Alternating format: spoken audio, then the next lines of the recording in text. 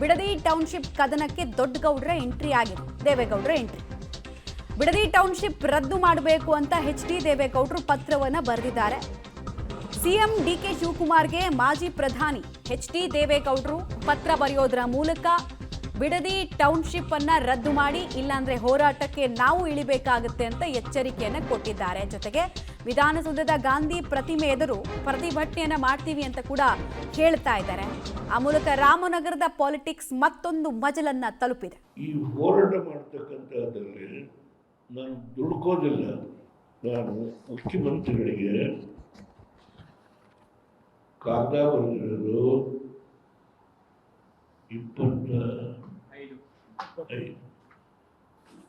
20 ದಿವಸ ಆದರೂ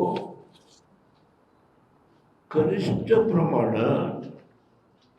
ನಿಮ್ಮ ಕಾಗದ ತಲುಪಿದೆ ಅಂತ ಹೇಳಿ ಒಂದು ಎಂಡಾರ್ಸ್ಮೆಂಟ್ ಅಂತ ಹಿಂಬರಹ ಅಂತ ಕರೀತೀವೋ ಎಂಡಾರ್ಸ್ಮೆಂಟ್ ಕೊಡಲಿಲ್ಲ ನನಗೆ. ನಾನು ಒಬ್ಬ ರೈತನ ಮಗ, ನನಗೆ ಯಾವ ಅಧಿಕಾರ ಇಲ್ಲ. ಈಗ ನಾನು ಮುಖ್ಯಮಂತ್ರಿನೂ ಅಲ್ಲ, ಪ್ರಧಾನಮಂತ್ರಿನೂ ಅಲ್ಲ, ಲೋಕಸಭಾ ಸದಸ್ಯನೂ ಅಲ್ಲ.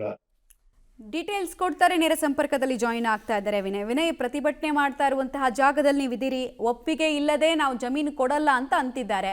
ಇಷ್ಟೆಲ್ಲ ಪ್ರತಿಭಟನೆ ಮಾಡ್ತಾ ಇದ್ದಾರೆ. ಇಲ್ಲಿ ತನಕ ಜಿಲ್ಲಾಡಳಿತ ಇವ್ರ ಜೊತೆಗೆ ಮಾತುಕತೆ ನಡೆಸಿ ಅವ್ರಿಗೆ ಕನ್ವಿನ್ಸ್ ಮಾಡೋದು ಅಥವಾ ಅವ್ರು ಹೇಳಿದ್ದನ್ನು ಕೇಳಿಸ್ಕೊಂಡು ಸರ್ಕಾರಕ್ಕೆ ಹೇಳೋದು, ಆ ಕೆಲಸಕ್ಕೆ ಯಾಕೆ ಕೈ ಹಾಕ್ತಿಲ್ಲ ಅಂತ ಜಿಲ್ಲಾಡಳಿತದ ಪಾತ್ರ ಅವ್ರಿಗೆ ಮರ್ತೋಗಿದೆಯಾ? ಖಂಡಿತವಾಗ್ಲೂ ಮಮತಾ, ಯಾಕಂದ್ರೆ ರೈತರು ನಿರಂತರವಾಗಿ ಹೋರಾಟ ಮಾಡ್ತಿದ್ರು ಕೂಡ ಸುಮಾರು 1.5 ವರ್ಷದಿಂದ ರೈತರು ಹೋರಾಟ ಮಾಡ್ತಿದ್ದಾರೆ. ಸ್ಥಳಕ್ಕೆ ಯಾವತ್ತೂ ಕೂಡ ಜಿಲ್ಲಾಧಿಕಾರಿಗಳು ಬಂದಿಲ್ಲ ಅನ್ನೋದೇ ರೈತರ ಬಹುದೊಡ್ಡ ಆರೋಪ ಆಗಿರುವಂತದ್ದು. ಯಾಕಂದ್ರೆ ಸಾಕಷ್ಟು ದಿನಗಳಿಂದಲೂ ಕೂಡ ರೈತರು ಕೇಳ್ಕೊಳ್ತಾ ಇದ್ರು. ಸ್ವತಃ ರೈತರೇ ಡಿ.ಸಿ ಕಚೇರಿಗೆ ಹೋದ್ರು ಕೂಡ ರೈತರನ್ನ ಒಳ ಬಿಟ್ಟಿರ್ಲಿಲ್ಲ. ಹಾಗಾಗಿ ಆಗ್ಲೂ ಕೂಡ ಒಂದು ದೊಡ್ಡ ಮಟ್ಟದ ಹೋರಾಟ ಆಗಿತ್ತು. ಡಿ.ಸಿ ಕಚೇರಿಗೆ ಮುತ್ತಿಗೆ ಆಗುವಂತ ಕೆಲಸವನ್ನು ಕೂಡ ರೈತರು ಮಾಡಿದ್ರು. ಇದೀಗ JMC ಸರ್ವೆ ಆರಂಭ ಆಗ್ತಾ ಇದ್ರು ಕೂಡ ಜಿಲ್ಲಾಡಳಿತ ರೈತರ ಜೊತೆ ನೇರ ಮಾತುಕತೆ ನಡೆಸುವಂತ ಕೆಲಸಕ್ಕೆ ಮುಂದಾಗಿಲ್ಲ. ಹಾಗಾಗಿ ಮೊದಲು ನಮ್ಮ ಜೊತೆ ಮಾತನಾಡಿ ನಮ್ಮ ಜಮೀನನ್ನ ಸರ್ವೆ ಮಾಡಲ್ಲ ಅನ್ನೋ ಒಂದು ಹಿಂಬರವನ್ನ ಕೊಡಿ, ನಾವು ಸರ್ವೆಗೆ ಅವಕಾಶ ಕೊಡ್ತೀವಿ. ಅದನ್ನ ಹೊರತುಪಡಿಸಿದ್ರೆ ಯಾವುದೇ ಕಾರಣಕ್ಕೂ ಕೂಡ ನಾವು ಸರ್ವೆಗೆ ಅವಕಾಶವನ್ನ ಕೊಡಲ್ಲ ಅನ್ನೋದು ಕೂಡ ರೈತರ ಆಕ್ರೋಶವಾಗಿರುವಂತದ್ದು. ಆ ನಿಟ್ಟಿನಲ್ಲಿ ರೈತರು ಈಗಲೂ ಕೂಡ ಪ್ರತಿಭಟನೆಯನ್ನ ಮುಂದುವರಿಸಿದ್ದಾರೆ. ಸಾಕಷ್ಟು ಸಂಖ್ಯೆಯಲ್ಲಿ ರೈತರು ಕೂಡ ಈಗಾಗಲೇ ನೆರೆದಿರುವಂತದ್ದು. ಬೈರ್ಮಂಗಲ ಗ್ರಾಮದಲ್ಲಿ ಸಾಕಷ್ಟು ರೈತರು ಕೂಡ ಬಂದು ಸೇರಿದ್ದಾರೆ. ಇವತ್ತು ಕೂಡ ಪ್ರತಿಭಟನೆಯನ್ನ ಮುಂದುವರಿಸಿದ್ದಾರೆ. ತಾತ್ಕಾಲಿಕವಾಗಿ ಜಿಲ್ಲಾಡಳಿತ ಈ ಒಂದು ಸರ್ವೆಯನ್ನ ಸ್ಥಗಿತ ಮಾಡಿದ್ರು ಕೂಡ ರೈತರು ಮಾತ್ರ ತಮ್ಮ ಪಟ್ಟನ್ನ ಬಿಡ್ತಾ ಇಲ್ಲ. ಯಾವುದೇ ಕಾರಣಕ್ಕೂ ಕೂಡ ನಾವು ಸರ್ವೆಗೆ ಅವಕಾಶವನ್ನ ಕೊಡಲ್ಲ, ಕೂಡಲೇ ಜಿಲ್ಲಾಧಿಕಾರಿಗಳು ಸ್ಥಳಕ್ಕೆ ಬಂದು ನಮ್ಮ ಸಮಸ್ಯೆಯನ್ನ ಆಲಿಸಿ ನಮ್ಮ ಮನವಿಯನ್ನ ಕೇಳಿ ಆ ಬಳಿಕವಷ್ಟೇ ನಾವು ಅವಕಾಶವನ್ನ ಕೊಡ್ತೀವಿ. ಅದನ್ನ ಹೊರತಾಗಿ ಯಾವುದೇ ಕಾರಣಕ್ಕೂ ಕೂಡ ನಾವು ಸರ್ವೆಗೆ ಅವಕಾಶವನ್ನ ಕೊಡಲ್ಲ ಅನ್ನೋದು ಕೂಡ ರೈತರ ಆಕ್ರೋಶ ಆಗಿರುವಂತದ್ದು. ಆ ಹಿನ್ನೆಲೆಯಲ್ಲಿ ಸಾಕಷ್ಟು ರೈತರು ಕೂಡ ಇವತ್ತು ನಡೆದಿದ್ದಾರೆ, ಒಂದು ಸಭೆಯನ್ನು ಕೂಡ ಮಾಡಿದ್ದಾರೆ. ಮುಂದಿನ ದಿನಗಳಲ್ಲಿ ಯಾವ ರೀತಿಯಾದಂತಹ ಹೋರಾಟವನ್ನ ಮಾಡಬೇಕು ಅನ್ನೋದ್ರ ಬಗ್ಗೆ ಕೂಡ ಸಾಕಷ್ಟು ಚರ್ಚೆಯನ್ನ ಮಾಡ್ಕೊಂಡಿದ್ದಾರೆ. ಜೊತೆಗೆ ಇನ್ನೊಂದೇನು ಪ್ರಮುಖವಾಗಿ ಕೇಳಿ ಬರ್ತಾ ಇರುವಂತ ಅಂಶ ಅಂತಂದ್ರೆ, ಈಗಾಗಲೇ ರೈತರ ಮೇಲೆ FIR ದಾಖಲು ಮಾಡಲಾಗಿದೆ. ಅದರಲ್ಲಿ ಅಂದ್ರೆ ಸ್ಥಳದಲ್ಲಿ ಇಲ್ಲದೆ ಇರ್ತಕ್ಕಂಥ ರೈತರನ್ನು ಕೂಡ ಟಾರ್ಗೆಟ್ ಮಾಡಿ FIR ಮಾಡಿದ್ದಾರೆ ಅನ್ನೋದ್ರ ಬಗ್ಗೆ ಕೂಡ ಸಾಕಷ್ಟು ಆಕ್ರೋಶವನ್ನ ವ್ಯಕ್ತಪಡಿಸಿದ್ದಾರೆ. ಆ ನಿಟ್ಟಿನಲ್ಲಿ ಸಾಕಷ್ಟು ಸಂಖ್ಯೆಯಲ್ಲಿ ರೈತರು ಕೂಡ ಇಲ್ಲಿ ನೆರೆದಿರುವಂತದ್ದು. ಈ ಬಗ್ಗೆ ಮಾತನಾಡ್ಲಿಕ್ಕೆ ರೈತ ಮುಖಂಡರುಗಳು ಕೂಡ ನನ್ನ ಜೊತೆಗಿದ್ದಾರೆ, ಅವ್ರನ್ನ ಮಾತನಾಡಿಸ್ತೀನಿ. FIR ಮಾಡಲಾಗಿದೆ, ಸ್ಥಳದಲ್ಲಿ ಇಲ್ದಿರೋರ ಮೇಲೂ ಕೂಡ FIR ಮಾಡಲಾಗಿದೆ ಅಂತ ಕೂಡ ಹೇಳಲಾಗ್ತಾ ಇದೆ. ಸರ್, ಯಾರ್ಯಾರು ಇರಲಿಲ್ಲ, ಎಷ್ಟು ಜನದ ಮೇಲೆ ಈಗ FIR ಆಗಿದೆ ಅಂತ? ಸರ್, ಈಗ 11 ಜನ ಮೇಲೆ FIR ಆಗಿದೆ. ಪ್ರಮುಖವಾಗಿ ನಾನೇ A1 ಮಾಡಿದ್ದಾರೆ.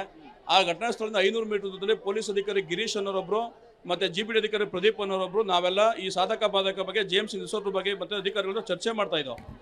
ಸೊ ಘಟನೆ ನಡೆದಂಥ ಘಟನೆ ವಿಚಾರ ಗೊತ್ತಾಗ್ತಾನೆ ನಾನು ಮತ್ತು ಪ್ರದೀಪ್ ಅವರು ಮತ್ತು ಗಿರೀಶ್ ಅವರು ಜೊತೆಲೇ ಹೋಗಿದ್ದೀವಿ. ಅಷ್ಟು ಕಾಲ ತಿಳಿಯಾಗಿತ್ತು. 6 ಉದ್ದೇಶಪೂರ್ವಕವಾಗಿ ನನ್ನ ಮೇಲೆ ಮಾಡಿದ್ದಾರೆ. ಇನ್ನೊಬ್ರು ಯಶವಂತ್ ಅಂತ ಮಾಡಿದ್ದಾರೆ. ನಾನೀಗ ನಿಮಗೆ ಆ ಟಿಕೆಟ್ನ ಸಹ ಕೊಡ್ತೀನಿ, ಟ್ರೈನ್ ಟಿಕೆಟ್ ಈಗ ಕೊಡ್ತೀನಿ, ನಿಮ್ಮ ಮಾಧ್ಯಮ ಮೊಬೈಲ್ ಕಳಿಸ್ತೀನಿ. ಈ ಟಿಕೆಟು ಆಲ್ರೆಡಿ ಭಾನುವಾರ ರಾತ್ರಿ ಅವರು ದೆಹಲಿ ಪ್ರವಾಸ ಮಾಡಿದ್ದಾರೆ ಟ್ರೈನ್ ಮುಖಾಂತರ. ಇವತ್ತು ಬೆಳಗ್ಗೆ ದೆಹಲಿ ಇಳಿದಿದ್ದಾರೆ. ಇವತ್ತು ದೆಹಲಿ ಮಟ್ಟದ ರೈತರುಗಳ ಜೊತೆ ಸಭೆ ನಡೀತಿದ್ದಾರೆ. ಆ ಸಭೆ ಫೋಟೋ ಸಹ ಕೊಡ್ತೀನಿ ನಿಮಗೆ. ಜೊತೆಗೆ ಅವರು ಇವತ್ತು ರಾತ್ರಿ ವಾಪಸ್ ಹೊರಡ್ತಾ ಇದ್ದಾರೆ. ಟ್ರೈನ್ ಬುಕ್ ಮಾಡಿದ್ದಾರೆ, ಆಲ್ರೆಡಿ ಬುಕ್ ಮಾಡಿ ಲಾಸ್ಟ್ ವೀಕೆ ಬುಕ್ ಮಾಡಿ ದೆಹಲಿಗೆ ಹೋಗಿದ್ದಾರೆ. ದೆಹಲಿ ಇರುವಂಥ ಒಬ್ಬ ಯಶವಂತ ಒಬ್ಬ ರೈತರು ಮುಖಂಡರು ಅಂದ್ಬಿಟ್ಟು ಅವ್ರ ಮೇಲೆ FIR ಮಾಡಿದ್ದಾರೆ. ಇನ್ನೊಬ್ರು ಕೃಷ್ಣ ಅಂತ ಮಾಡಿದ್ದಾರೆ ಹೊಸೂರವರು, ಅವರು ನಿನ್ನೆ ನ್ಯಾಯಾಲಯದಲ್ಲಿ ಕೇಸ್ಗೆ ಹೋಗಿ ಅವರು ನ್ಯಾಯಾಲಯಕ್ಕೆ ಹಾಜರಾಗವ್ರೆ. ಮತ್ತೊಬ್ರು ರೇವಣ್ಣ ಅಂತ ಬಂದವ್ರೆ, ಅವರು ಪಾಪ ಆರೋಗ್ಯ ಸರಿ ಇಲ್ಲ, ಕೇವಲ ಅವರು ನಮ್ಮ ಗ್ರೂಪ್ಗೆ ಒಂದು ಮೆಸೇಜ್ ಹಾಕೋಕೆ, ವಿಡಿಯೋ ಮತ್ತು ಆಡಿಯೋ ಮೆಸೇಜ್ ಹಾಕಕ್ಕೆ ಮಾತ್ರ ಇಟ್ಕೊಂಡಿದ್ದೀವಿ ಅಂದ್ರೆ ಅದಕ್ಕೆ ಪಾಪ ಅವರು ತುಂಬ ಚಾಲ್ತಿ ತುಂಬ ಸಕ್ರಿಯವಾಗಿ ಮೆಸೇಜ್ಗಳು ಹಾಕ್ತಾರೆ. ಹಿಂಗೆ ನಡೀತಾ ಇದೆ ಘಟನೆ.